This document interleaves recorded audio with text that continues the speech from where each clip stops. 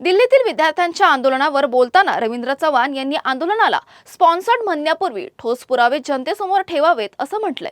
विद्यार्थ्यांच्या न्यायाच्या लढ्याला राजकीय रंग न देता त्यांच्या प्रश्नांवर उत्तर देणं अधिक महत्त्वाचं असल्याचं त्यांनी सांगितलंय।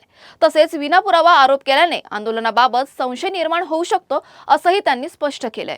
खरं तर हे स्पॉन्सर्ड असं आंदोलन आहे।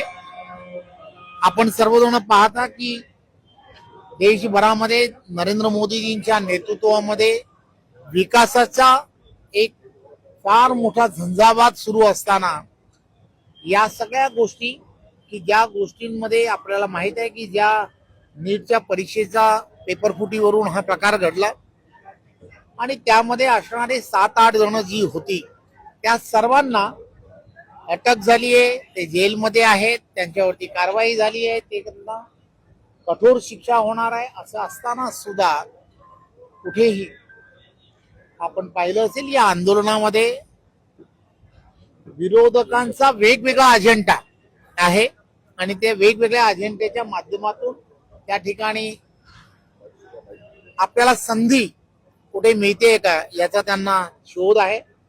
नक्षलवाद संपूर्ण देशभरामध्ये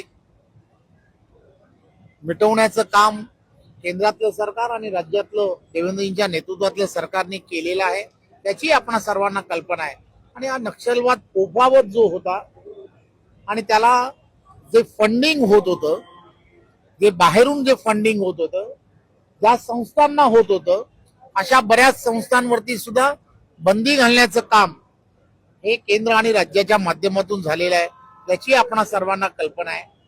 मी तुम्हाला खात्रीने सांगतो काही दिवसात हे आंदोलन जे आहे हे स्पॉन्सर्ड बाय कोणाचं होतं, बाहेरच्या ज्या शक्ती आहेत विविध देशांमध्ये की ज्या यामध्ये काम करतायत, फंडिंग करतायत, ते लवकरच लोकांच्या समोर येईल।